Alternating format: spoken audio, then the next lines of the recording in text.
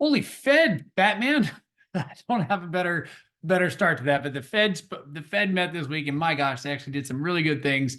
Welcome. We are closing in at the end of 2023, and rates are just keep getting better. They are just doing great. Let's look at them.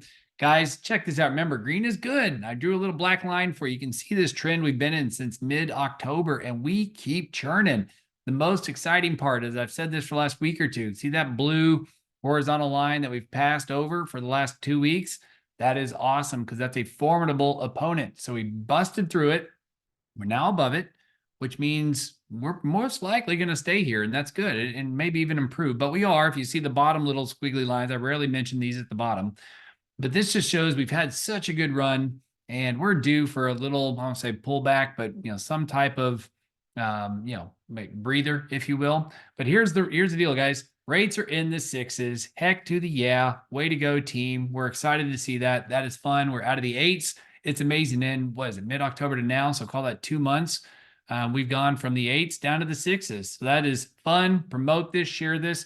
I did have somebody make the observation that when rates were going up, like it was all gloom and doom and woe is me on the social, but you just don't see as much now that we're having good things, rates coming down. So promote it. Tell your peeps. Why? Why is all this happening? Well, yesterday, so Wednesday this week, the Fed met, and basically Powell did say, he's like, hey, we're willing to cut rates before inflation gets to 2%. So they've said like, hey, we want to get to this, this inflation number of 2%, but they said they're willing to do it before, knowing that the actions are always delayed. So just because they cut rates, it's not immediate. So they know that if we're trending in the right direction for inflation, which we are, and I'll show you, that they can cut before their target of 2%. Here's what's called the dot plot. There are 19 Fed members. And so they all went in. I don't know how they do this. I just imagine a big like whiteboard and they all go put in some magnetic little dot next to it. But you guys can see for 2023 where they all were. They all said, hey, this is where rates are going to stay. That's that horizontal left line there with all the little dots next to each other. So for 2024, 2 people think there's going to be 0 cuts. I'm like, are you kidding me? But 2 of the 19 think that they're not going to cut at all. They don't think they're going to do anything with rates. One of them says, hey, there's going to be a 25 basis point cut. You got the handful of them being right there between that 50 and 100 basis points. So the Fed, just in case you don't know this, the Fed can cut whatever they want. They can come in and cut a quarter, 25 basis points. They can come in and cut 100 basis points in one meeting if they want. So typically like a 25% cut is called people say, oh, how many rate cuts are going to do this year?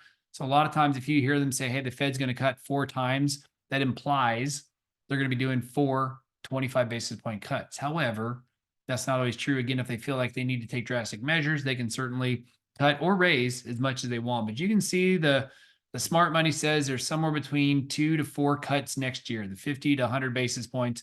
That's where the majority of the members are. Some lone soul, and these are all anonymous, by the way. We don't know which of the 19 vote this way, but some lone soul thinks that they need to cut 150 basis points in 2024. You can then see the 2025, 26, and the longer run. Obviously, all this is subject to change based on information and data, but I find this really interesting. So there you go. So when are they going to do all this? Well, a big piece is going to have to do with unemployment.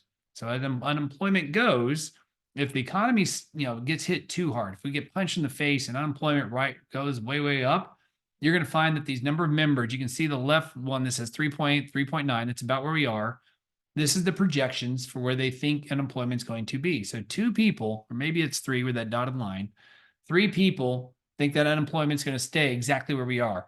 So good for them. The majority thinks it's going to kick up even more, somewhere between 4 and 4.1%.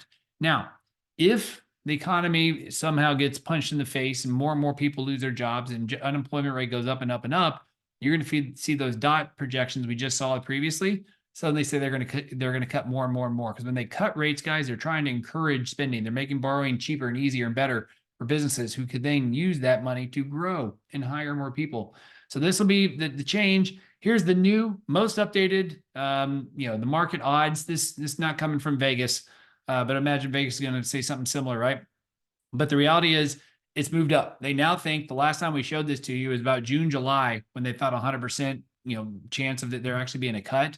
Now it's as early as May, and they basically, all bets are saying come March, the March 20th meeting is when we'll see a cut. Now, there's a 19% chance. supposedly. They'll cut at the end of January, but the smart money says coming in March and then for sure the rest of the year. So you guys, again, good. Right? Finally. Yay. CPI, this is the inflation. I'm not going to go over these numbers because I think charts say it better, but the reality is this table can show you. You push pause if you want. You can see that everything's, for the most part, used cars is the only thing that's really just still crazy high. So used cars is still coming in, but it's only 3% of the actual number. Look at shelter, that first line. Shelter costs 44% of what we do from an inflation standpoint is measured based on where we live and what we do. So there you go. This is the shelter cost. If you've paid attention to these, we've done this over and over and over. You see the real time says about 2.6. The data we're still using says 6.5. So again, it just tells you as more and more months pass, inflation will be coming down. More inflation. I thought this was really interesting. Where to go if I can find it? They literally break things down into like baby food and formula, but from vending machines and mobile vendors. Look at that. That's included in the food away from home, bottom left. 14%. I was like, what?